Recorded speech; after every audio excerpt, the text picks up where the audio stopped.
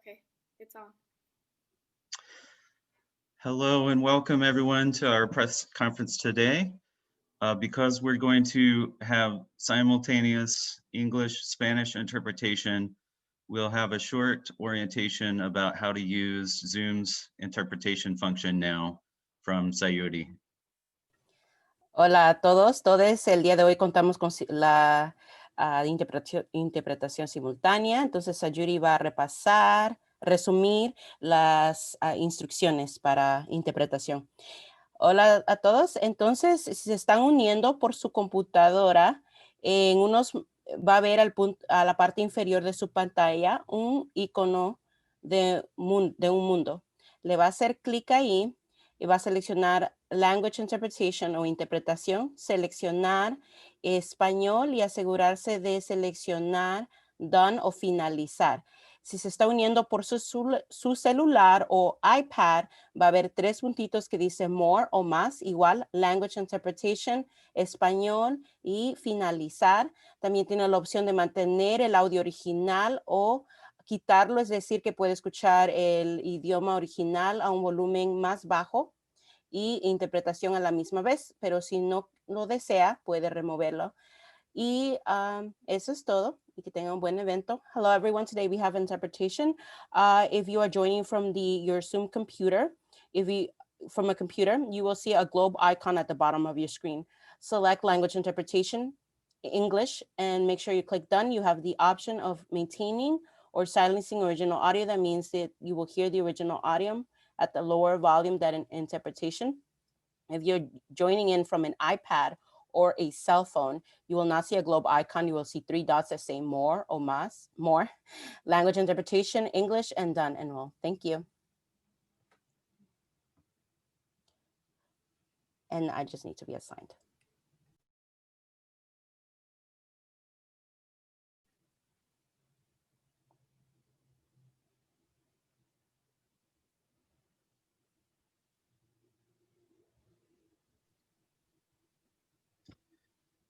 Thank you, Sayuri. Are you assigned now? And did you? She should be, yes.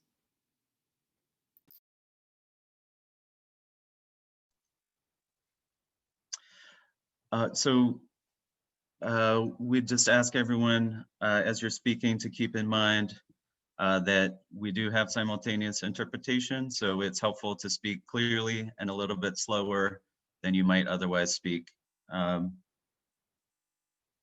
So hello again and welcome today. I'm David Benyon, the Executive Director of Free Migration Project in Philadelphia, Pennsylvania. We're joined today by members of Austin Sanctuary Network, the NYU Immigrant Rights Clinic, the Center for Constitutional Rights, and Just Futures Law. It's my honor today to be here to support 4 brave women fighting for their freedom while living in sanctuary churches. Hilda, Edith, Maria, and Vicky are their names. Each of them is a leader in the modern sanctuary movement. In the face of a sustained attack on immigrant communities by the US government, houses of worship across the country have resumed the ancient tradition of sanctuary by offering protection as an act of solidarity to people who would otherwise be deported. The 4 sanctuary leaders join us today from such sanctuary churches, where they've taken refuge to protect themselves and their families from physical harm and from family separation. They have connected over the last few years to others in their situation to create a network of sanctuary leaders and supporters called the National Sanctuary Collective. In the summer of 2019, Immigration and Customs Enforcement, ICE, targeted these 4 women and a small number of other sanctuary leaders with astronomical civil fines of up to $500,000 each. ICE did this specifically to silence and punish the sanctuary leaders for standing up for their communities against the repressive regime. Today, they're fighting back. This morning, the 4 sanctuary leaders here today, along with Free Migration Project and Austin Sanctuary Network, and with the support of Just Futures Law, Center for Constitutional Rights, and the NYU Immigrant Rights Clinic, filed a lawsuit against ICE and the Department of Homeland Security for targeting these sanctuary leaders with these retaliatory and excessive civil fines.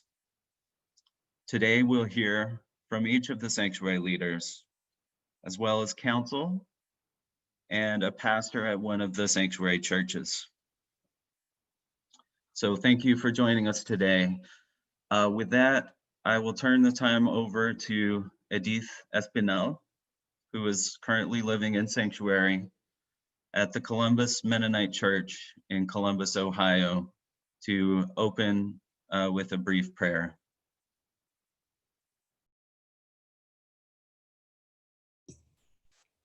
Sí, hola, buenas tardes. Yo compartiré una oración.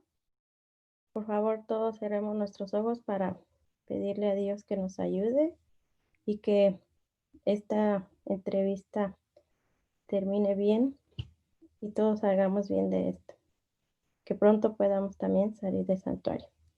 Padre, confieso que hay días en que me siento como si me hubieses olvidado y quizás hasta abandonado, porque esta batalla se ha prolongado tanto. Confieso que hay momentos en los que me canso de tener esperanza. La espera me agota y solo me pregunto, ¿cuánto tiempo más seguirá todo así? Gracias por recordarme que hay un propósito en este proceso y que no estoy caminando todo esto sola. Tú eres mi fuerza, tú eres mi esperanza, tú eres mi canción. Ayúdame a poner mis ojos de nuevo en tus promesas y recuérdame aferrar mi esperanza a ti y solo a ti. En el nombre de Jesús. Amén.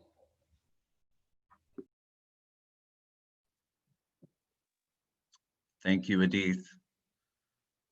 Next, to start things off, we will hear from Vicky Chavez, who is currently living in sanctuary at the First Unitarian Church of Salt Lake City in Salt Lake City, Utah.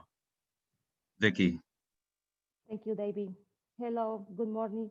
Thank you all for being here with us this morning. This press conference is very important for everyone. My name is Vicky Chavez. I'm from Honduras, and I arrived to the United States in June 2014. And I have been living in sanctuary at First Unitarian Church in Salt Lake City, Utah since 2018, with my 2 daughters of 9 years and 3.5 years. I arrived in this country requesting asylum, and through the years, my request was denied. Today, I want to share with everyone, once again, that taking sanctuary has not been easy for me. I decided to take refuge in the church to protect the lives of my daughters. And I have the faith, the hope, and the strength to fight for 3 years for my daughters. My youngest daughter came to this church when she was 5 months old. Today, she's 3.5 years old. She spent the 86% of her life living in the church. For her, home is the room that the church was designed for us to be safe. My 9-year-old daughter has been hit very hard since she has not been able to have a normal life as any child deserves. My daughters are insulated for everything, from a part for a family reunion or having friends visiting from school. I took sanctuary to protect their lives and for making that decision and for speaking out about that injustice of the immigration system. I received my first fine notice of almost $500,000. Thanks to the lawyers and organizations that support us, we challenged this fine and it was withdrawn. But the happiness didn't last long. We received a second fine notice, and this time it was for a value of almost $60,000, a value that I cannot pay. It is a fine that I don't know how to government and ICE thinks we can pay, since I do not have a job and because we depend 100% on our churches that have supported us tirelessly from the beginning. Receiving this fine has affected my life in a way that I cannot be calm, and I'm always nervous and stressed because I don't know what may happen tomorrow. If I sleep thinking that at any moment they can interrupt the tranquility of sleeping in the shore to arrest me, knowing that they have fined me for taking refuge and protecting the lives of my daughters. Knowing that they have fined me for sharing my story is very difficult, but I will not tire of fighting for justice. If God put these shores in my path and all the wonderful people who have supported me for 3 years, it is because this is what I'm supposed to do, and God will continue to give me a strength to continue fighting. I will not get tired, and I will not give it up because I do everything for my daughters, because they deserve to live in a safe country where they can fulfill their dreams. Thank you.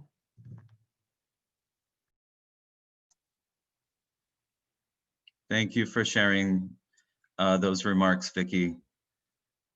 Next, we will hear details about the lawsuit from Elena Hodges and Katie Matejcik, who are law students at the NYU Immigrant Rights Clinic, working under the supervision of Professor Alina Das, and they are co-counsel in this matter. Katie and Elena. Hi, everyone. Today, 4 women living in sanctuary, along with Austin Sanctuary Network and Free Migration Project, filed a lawsuit suing US immigration agencies and officials for targeting sanctuary leaders with retaliatory and excessive fines. The NYU Immigrant Rights Clinic, along with the Center for Constitutional Rights and Just Futures Law, is proud to fight alongside the plaintiffs in the lawsuit today to demand an end to the targeting of people in sanctuary. Our aim is to begin holding these agencies accountable and to secure relief for the plaintiffs, including rescission of the fines, declaratory relief, damages, and a formal apology. The women here today are leaders in the immigrant rights movement. When faced with unjust deportation orders after coming to the US seeking asylum, they decided to take sanctuary at houses of worship. For the leaders, taking sanctuary is an act of faith, rooted in the religious importance of welcoming the stranger, of keeping families together, and of fighting for justice. The leaders are similarly compelled by their faith to speak out against the US government's unjust and punitive immigration policies. But the US government feels threatened by the leaders' activism. In summer 2019, ICE issued fines to these leaders, ranging from over $200,000 to nearly $500,000. The agency then withdrew the fines without explanation and subsequently reissued them at around $60,000. But the sanctuary leaders are indigent. It doesn't matter whether the fines are in the hundreds of thousands or in the tens of thousands. Either way, they are excessive. On behalf of CCR, Grassroots Leadership, Austin Sanctuary Network, and Free Migration Project, CCR and the NYU Immigrant Rights Clinic filed a FOIA request to get to the bottom of ICE's opaque civil fines policy. FOIA documents show that the Trump administration and ICE have been planning this policy for years. Trump's senior advisor, Stephen Miller, even expressed interest in using these fines to pay for Trump's border wall. At each step of the way, ICE's actions have been closely linked to sanctuary leaders' courageous advocacy. They responded to the FOIA litigation and to sanctuary leaders' press events with even further retaliation. For instance, after plaintiff organizations filed a FOIA lawsuit and sanctuary leaders gave a press conference, ICE issued the second round of fine notices to all the leaders here today. When the organizations released a set of documents obtained as a part of that FOIA litigation and put out another press release, ICE retaliated again by sending fine orders to 3 of the 4 sanctuary leaders within the week. ICE's retaliation has been painful for the sanctuary leaders, their families, and the faith communities that support them. They have questioned whether they could continue to safely speak out and participate in the immigrant rights movement. Today's lawsuit is part of the sanctuary movement's efforts to resist this pattern of retaliation. We'll now provide a short overview of the legal claims. First, these fines violate the plaintiff's First Amendment rights to free speech, association, and religion. The right to speak out freely against injustice and exercise one's religious beliefs are at the core of the First Amendment. No one should be fined for speaking out, exercising their religious beliefs, or organizing faith communities to welcome the stranger. In addition, the fines violate the Religious Freedom Restoration Act. This statute provides an even higher level of protection against violations of religious freedoms than the First Amendment. By issuing the exorbitant fines, the defendants sought to intimidate the sanctuary leaders and Austin Sanctuary Network into staying silent in violation of their deeply held religious beliefs. The fines are also excessive and clearly punitive in violation of the Eighth Amendment. The Eighth Amendment prevents the government from imposing excessive fines. By issuing exorbitant fines to a group of indigent sanctuary leaders who had been outspoken about their cases and publicly critical of US immigration policies, ICE was doing its best to intimidate sanctuary leaders into silence and to punish them for their activism. Again and again, sanctuary leaders have met ICE's retaliation and targeting with hope, resilience, and power. We are honored to work in solidarity with sanctuary leaders, faith organizations, and immigrant rights organizations to hold the government to account. This lawsuit is just one part of the broader movement to affirm the inherent rights of all immigrants, to put an end to unjust deportations, immigrant detention, restrictions on asylum, and retaliation against immigrant rights advocates nationwide, until everyone in this country is able to live and support their families in dignity and freedom. Thank you. Thank you, Katie and Elena, for that overview. Next, we'd like to hear from Hilda Ramirez, a sanctuary leader who is currently living at St. Andrew's Presbyterian Church in Austin, Texas, and she's being supported by the Austin Sanctuary Network. Hilda. Gracias, David, y gracias a todos por estar aquí unidos con nosotros. Como ustedes ya conocen mucho sobre mi historia y ha sido muy difícil para todos nosotros. Para mí ha sido una tortura desde que he estado en la detención. Migración siempre me ha discriminado y me ha atacado y quizás nunca me ha golpeado, pero sí, en palabras, en ofensas. He pasado por cosas muy difíciles que yo nunca podría terminar de contarlos. Ellos me extorsionaron por $10,000 que yo no tenía esa cantidad. Ellos, y ahora que estoy en una iglesia sagrada, donde mi fe, donde yo puedo estar en paz con Dios, donde yo puedo orar, donde yo me siento bien, y a pesar de todo eso, migración sigue extorsionándome con multas excesivas. Me están amenazando y eso es bien difícil para mí. A veces yo no puedo dormir. En las noches siempre me levanto y miro hacia la ventana en qué momento pueden venir a verme, y a veces siento que siempre vienen a vigilarme aquí y es bien difícil para mí y para mi hijo. Ha sido difícil vivir desde que ha tenido 7 años y medio, ha pasado por esta situación y ahora ya tiene 14 años y aún seguimos bajo la amenaza de la migración. Y yo pido que esta injusticia que se acabe, porque se me hace injusto que ellos nos atacan de esa manera, que nos lastimen mental y psicológicamente, nos están atacando porque ellos saben que nosotros no tenemos trabajo, estamos en nuestra iglesia donde nosotros oramos, donde nosotros nos sentimos seguras. y eso se me hace una injusticia. Y ahora a veces me da miedo de hablar en público porque temo que en cualquier momento migración me mande otra carta diciendo que quiere dinero o que me amenaza de otra manera. Y yo de verdad que tengo muchísimo miedo sobre eso.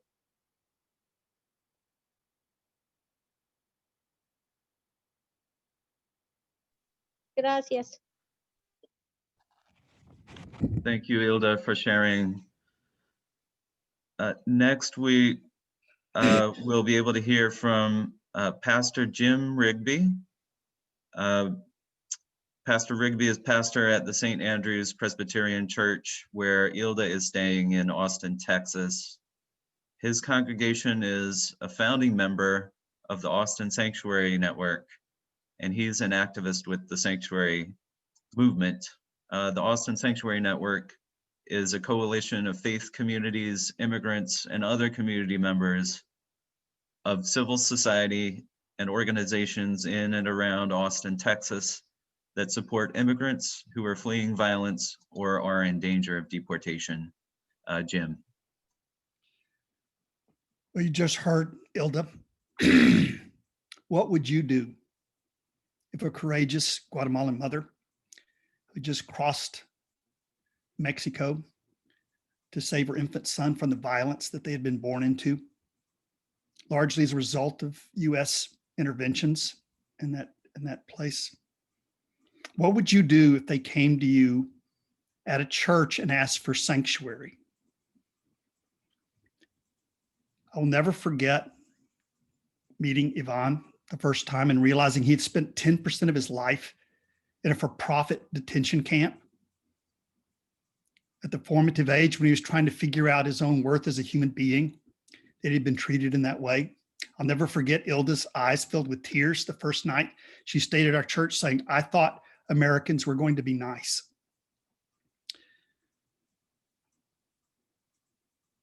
Many of our scriptures tell us specifically not to oppress immigrants. They tell us we should offer the undocumented the same human rights as citizens. Listen to this from Leviticus. When the alien resides with you in your land, you shall not oppress them. The alien who resides with you shall be as a citizen among you. You shall love the alien as yourself, for you were aliens in the land of Egypt. There's not a lot of wiggle room in that teaching. You know, there's so much talk about religious freedom, and people just kind of make up things where they can get in control of somebody else's life. Well, what about the religious freedom to obey this passage of scripture? And not just this passage of scripture, but international conventions and international laws that say people fleeing violence have a right to refuge. That word sanctuary originally did not mean a fancy room with velvet pews and stained glass windows. It meant a place of safety for the most vulnerable, where they could come and find mercy, not judgment. That sanctuary policy is the very heart of our faith. If there is such a thing as religious freedom in the United States, then we have not only the religious right, but also the sacred duty to provide sanctuary when people are being so mistreated. Across this nation, there are clergy and people of faith who can no longer remain silent about our nation's mistreatment of undocumented people. As much as we value nonpartisanship and pleas to unity, we do not believe that being nonpartisan means ignoring universal human rights, especially done against the most vulnerable members of our human family. Many clergy have not spoken up before now because we never foresaw an America where children would be put in cages. We could not imagine our nation separating families. We never foresaw the existence of private prisons where people's freedom is determined by the people who profit from their misery and captivity. We never foresaw in America where refugees fleeing violence in other part of the world would be vilified as rapists and criminals by the leaders of our land. Most importantly today, we never foresaw our government harassing and issuing ominous fines targeted specifically against mothers and their children who had taken refuge in churches and other houses of faith. Today, we join our voices with Pope Francis and the U.S. Catholic Bishop, who call people of faith to new humanitarian corridors, they say, for the refugees of war and hunger.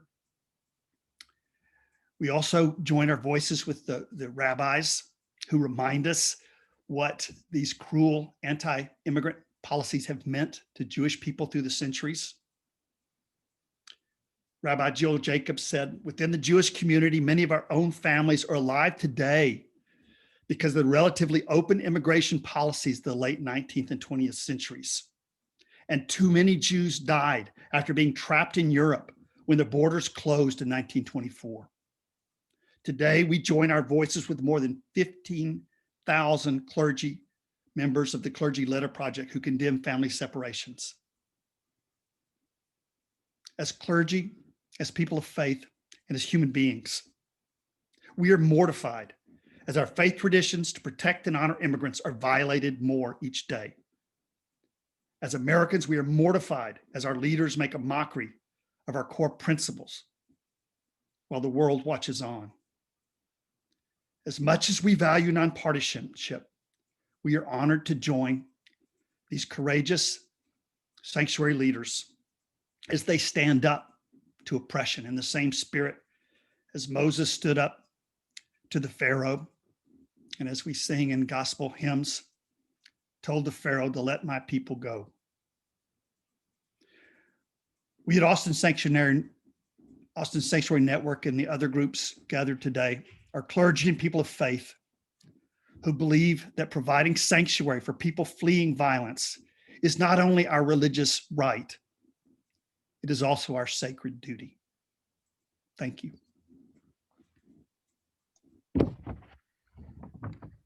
Thank you for those remarks, Pastor Rigby. Next, we will hear from Maria Chavalan-Soot, who is speaking to us from Sanctuary at the Wesleyan Memorial Methodist Church in Charlottesville, Virginia. Maria. Sí.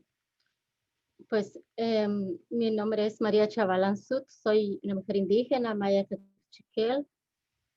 Pues no me quedó otra opción que aprender español así en las calles, porque yo he sido excluida de todo derecho, hasta de fronteras en nuestros idiomas.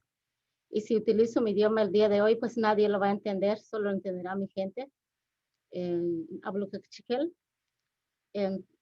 Pues entré a Estados Unidos a pedir refugio. He sido perseguida desde que nací por ser indígena. He sido torturada, secuestrada y he estado bajo los mandos del ejército. Los coroneles he visto cómo matan gente.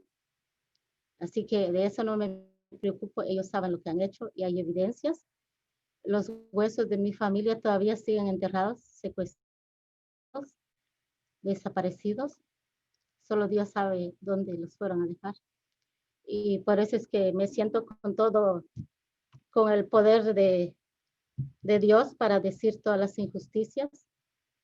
Y que ya es tiempo que den un alto. Y que no se les olvide al emitir esa carta para mí. Están atacando a mí y mi familia, mi pueblo. Este continente era libre cuando vinieron hace un poco más de 500 años, que se acuerden de eso. Estas tierras son sagradas. Ya no quiero más derramamiento de sangre en estas tierras. Se merece que se dé un trato humano a cada persona cuando necesita ser atendido. Aquí no habían fronteras.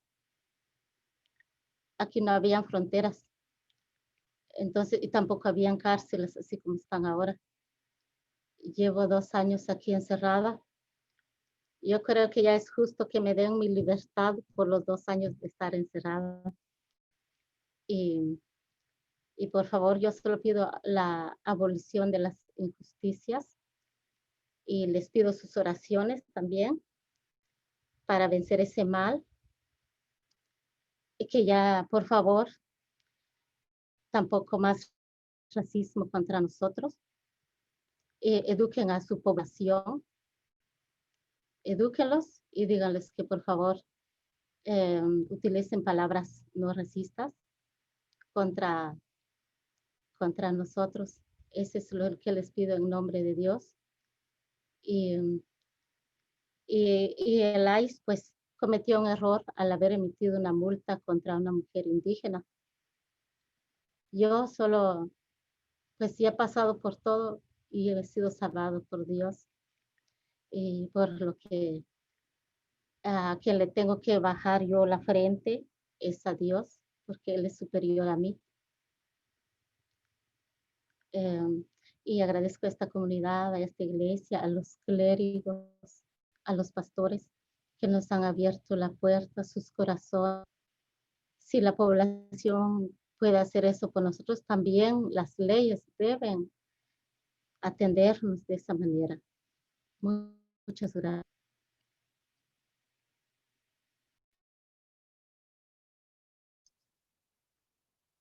Thank you, Maria.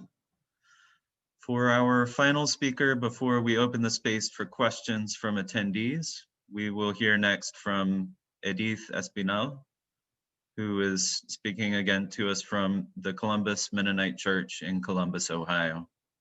Thank you, Edith.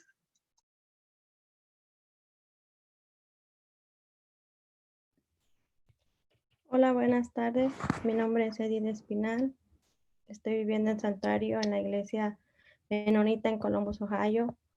Hoy cumplo 1206 días de estar en Santuario. Y entré a Estados Unidos pidiendo asilo. Me negaron mi asilo en el año 2015 y por eso tomé la decisión de entrar a Santuario.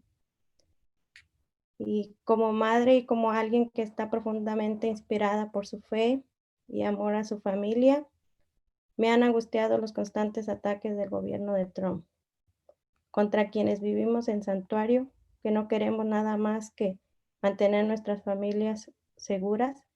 El gobierno ha tratado de retratar el Santuario como algo negativo y ha ido tan lejos como para tratar de imponer las multas que saben muy bien que no podemos pagar. Pero tengo fe en que algún día pronto podremos salir de la iglesia sin la amenaza de estas exorbitantes multas. Cuando supe por primera vez que la administración Trump estaba tratando de imponer una multa en mi contra, inmediatamente sentí un escalofrío en todo mi cuerpo y las lágrimas comenzaron a fluir por mis mejillas. Estaba asustada, enojada, porque vi como el intento del gobierno de castigarme por tratar de proteger a mi familia. He vivido constantemente preocupada y con miedo de lo que pueda hacer el gobierno contra mí o mis hijos, pero he buscado refugio en mi fe y en el amor y apoyo de comunidad. Yo he recibido estas multas 3 veces. La primera multa la recibí en julio del año 2019 por casi $500,000. La segunda multa la recibí en febrero del año 2020 por casi $60,000. La tercera multa que se me envió fue en noviembre del año 2020, igual por la cantidad de casi $60,000. Y creo que por eso estamos ahora uniéndonos para que esas multas se nos retiren. Muchas gracias.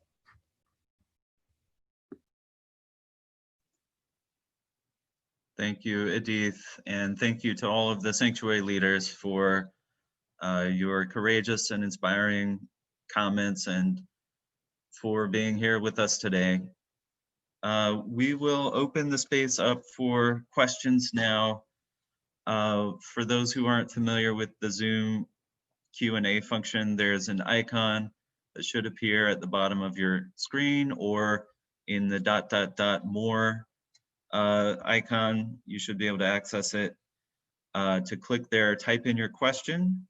We'd ask you to include your name, your affiliation, and if you can, who you're directing the question to. We'll take them in the order that they're asked. I'll mention too that we will be sending out a detailed press release at the end of this press conference, and a recording of this conference will also be available upon request. And so to our Q&A facilitators, do we have any questions yet? Okay. And the first question is from Sophia Tari from the AP, and it's directed to any of the sanctuary leaders. And she asks, how do you feel about what we know about President-elect Joe Biden's policies on immigration, including pathways to citizenship? Will you stay in sanctuary? So any of the 4 sanctuary leaders who are able to answer that question, please feel free.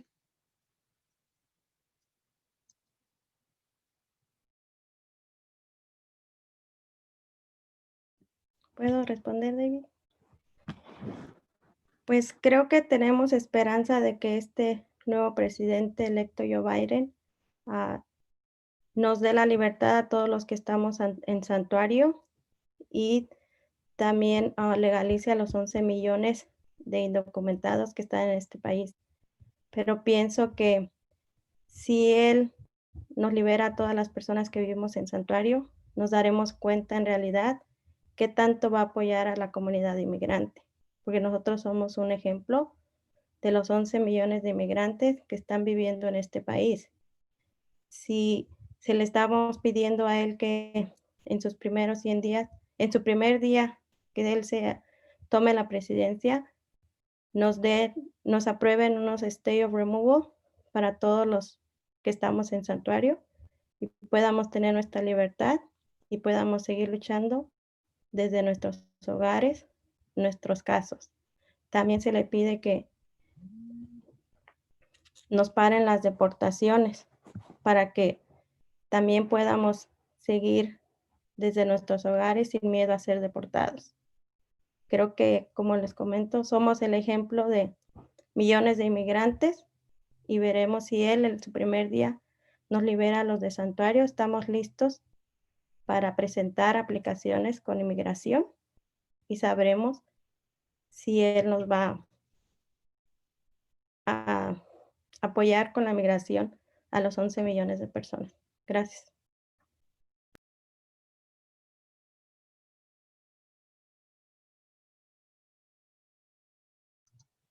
Thank you, Edith. Would any of the other 3 sanctuary leaders like to comment on that question as well?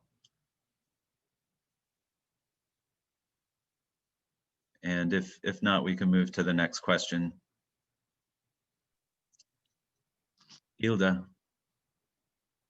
Yo creo que por eso nosotros estamos aquí, para que nuestra voz sea escuchado y que el señor Biden pueda escucharnos, que nosotros hemos llevado bajo el mandato de Donald Trump, hemos sufrido mucho con amenazas y encierro, y yo creo que ya es hora que él ayude a liberarnos a este encierro que estamos pasando y que la injusticia que está cometiendo migración. Gracias.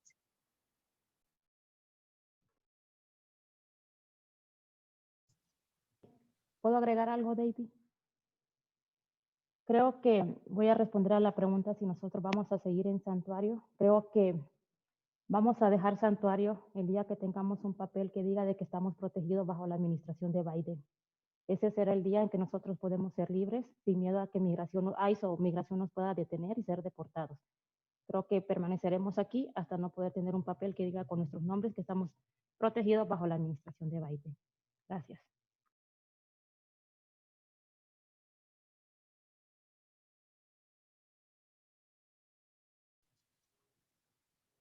Thank you, Vicky and Ilda. I'm gonna go next to Anthony Orozco with WITF. And one of his questions was about the docket information for the lawsuit. And if the other attendees can look in the Q&A chat, there should be a link there to the lawsuit with that information.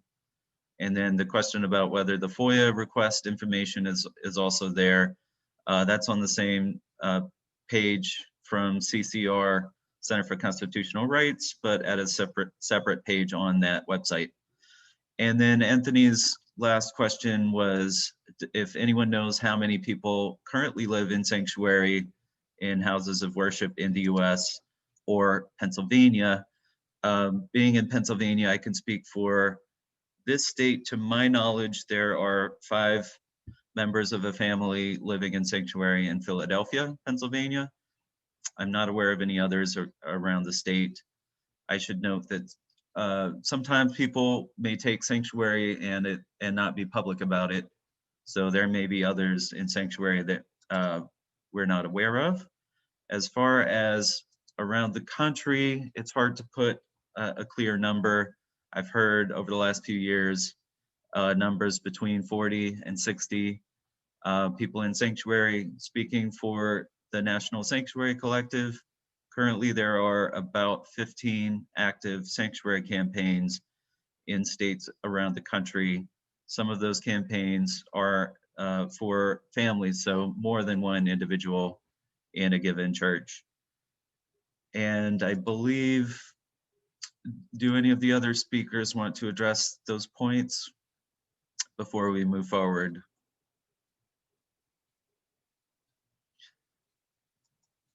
Our next question is from Jim Goodman at the Progressive. And I believe that both parts of the question there have been answered. So we'll move on to the next. From Christina Flores, asking for a brief explanation of what happens next in terms of the lawsuit or the court action. And I'll turn that over to Elena or Katie to talk about that.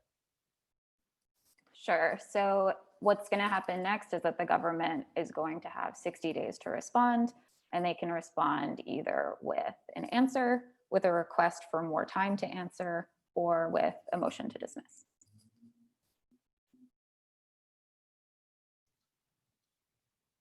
Thank you, Katie. And Christina mentioned that she's with KUTV in Utah.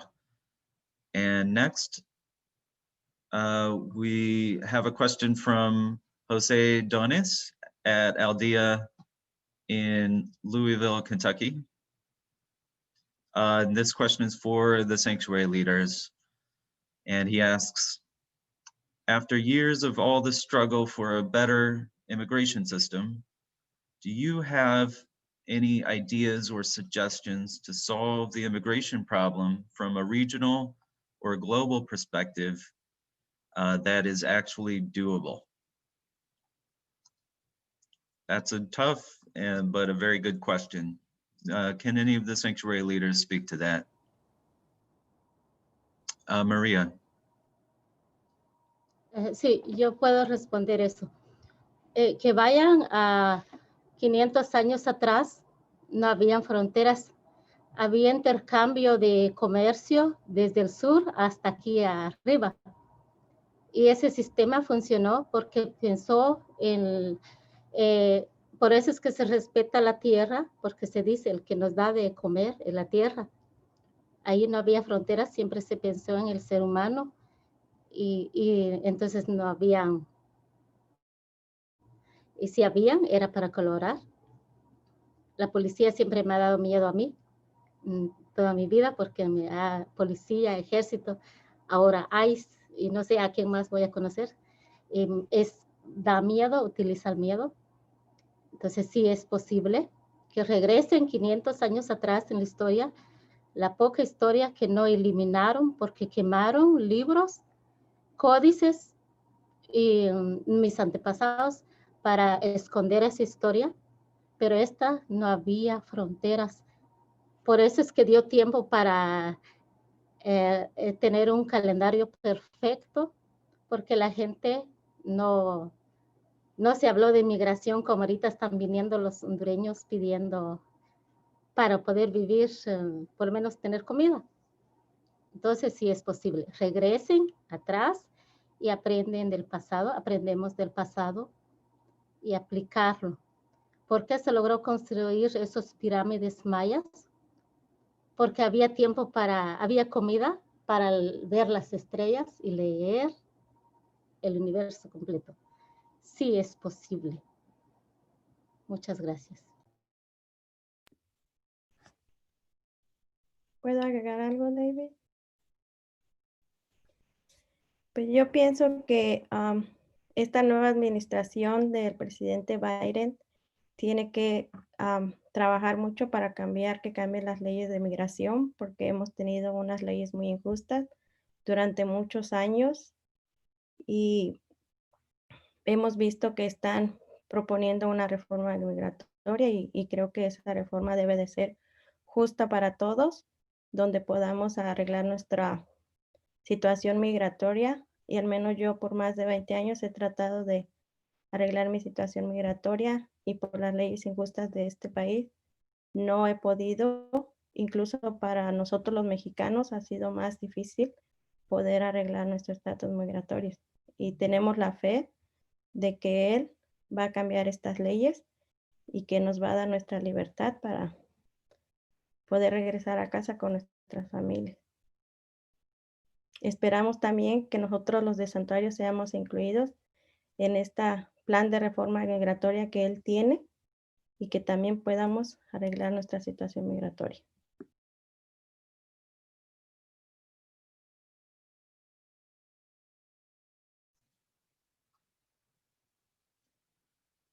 Thank you, Edith and Maria. Do Ilda or Vicky wish to speak to that question as well?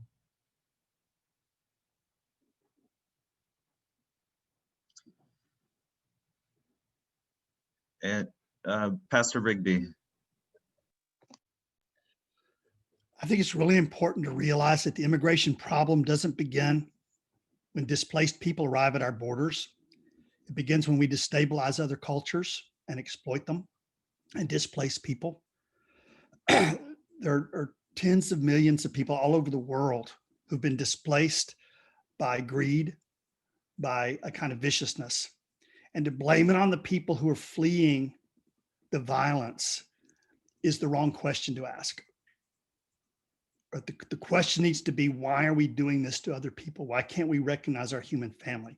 So the problem begins before this conversation usually starts. It's not when refugees flee the violence. It's when corporations destroy cultures. So that's the question we need to ask.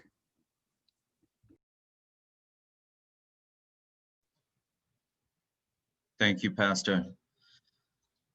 And our next question from Christina Flores at KUTV in Utah asks if somebody can comment on the role of women as sanctuary leaders and the faces of this effort.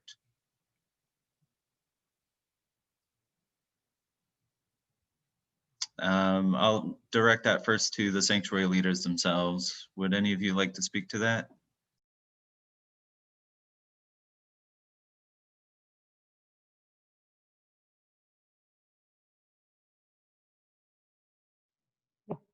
Yo, David. Hola, Cristina. Yo creo que el papel más importante que nosotros estamos haciendo en esta demanda es que queremos demostrarle tanto al gobierno como al mundo entero de que seguimos fuerte peleando por las injusticias de este sistema. y que seguiremos aquí luchando por nuestra familia, por nuestros hijos y por todo lo que venga, porque sé que si Dios nos puso aquí y nos ha dado la fuerza de estar luchando por más de 3 años, de estar en santuario, es porque algo grande viene para nosotros. Así que el papel de nosotros es muy importante porque seguimos fuerte peleando contra un gobierno y un sistema injusto.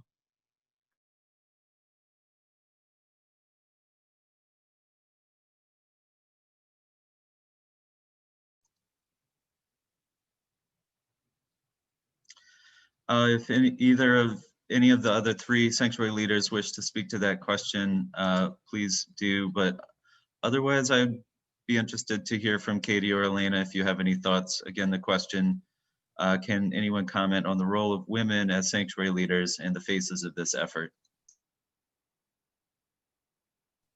Hilda. Pues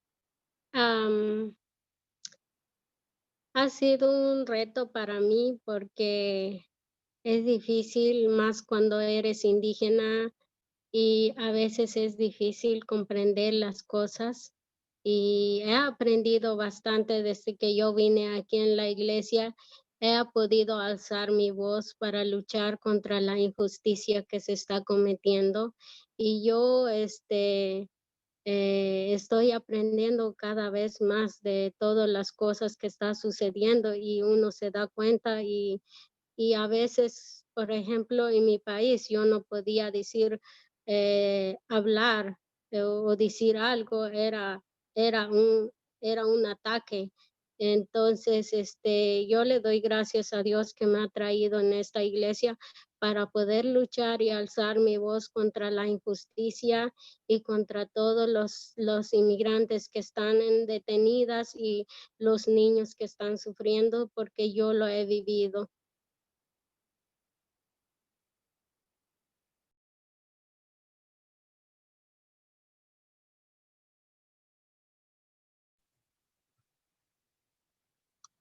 To the question again, I'll note that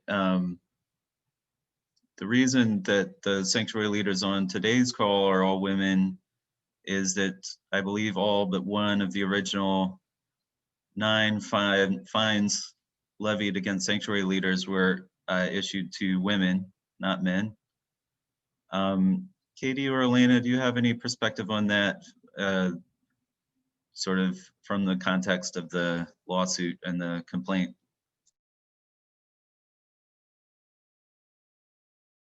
We don't have too much more to add. Just want to highlight the role of these very strong and courageous women and the disproportionate impact that these policies have had on women.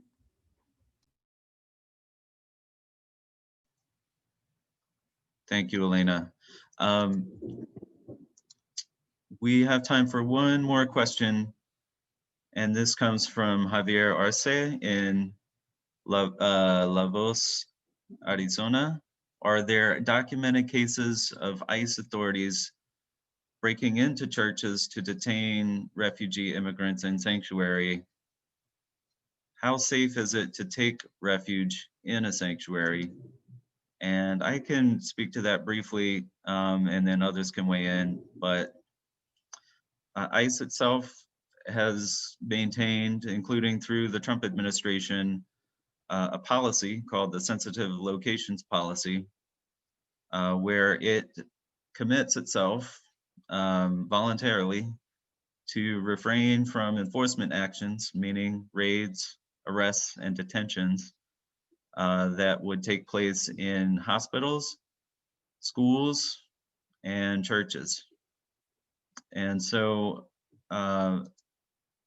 during the Trump administration, ICE has held itself to the sensitive locations policy, and we've not seen raids or ICE breaking down the door of churches. We have seen ICE in isolated cases sort of pushing the boundaries of what is on church grounds, what is not on church grounds, has somebody formally taken refuge or not. But for those sanctuary leaders who've publicly taken refuge in a sanctuary church, ICE has not broken into the churches to arrest sanctuary leaders. And we hope and expect that that policy will continue as a bipartisan policy, and we would like to see it codified into statute. Do any of the other speakers have any thoughts on that? Yes, would just like to add that this is not a fail-safe. As Dave explained, this is a voluntary policy from ICE. And in September 2020, there was a documented case of ICE detaining somebody on church grounds. We can provide the link to that story. So we really need stronger commitments that ICE will be held to. We can't trust them to monitor themselves or really stand for accountability. They've demonstrated that they are not willing to do that.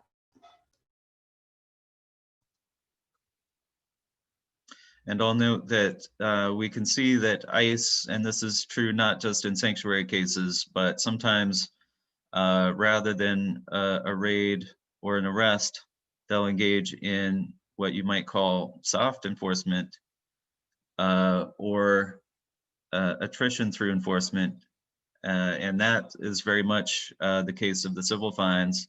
It's an effort to target, retaliate, and pressure individuals that for some reason they don't want to arrest, but they want that individual to self-deport or to leave the safety of the church.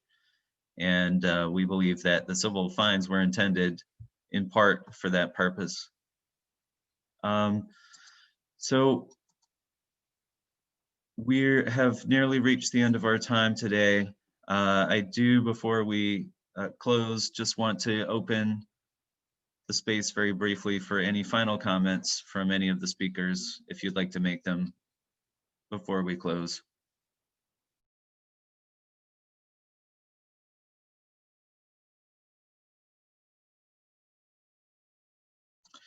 So I'll note to the attendees that, again, to watch for the full press release, which we'll be sending out now. And we can also make available a recording of this conference.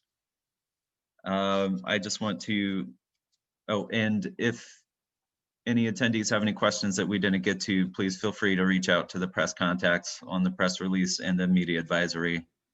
I just want to thank everyone who attended to watch and participate. I want to thank the organizations that are standing with the sanctuary leaders to hold ICE accountable. I want to thank the legal organizations who are helping make this lawsuit possible and all the work that they've put into it. And finally, I want to thank our two interpreters, Vic and Sayuri, today for helping us provide language access. Thank you. With that, we will close for today. Have a good day.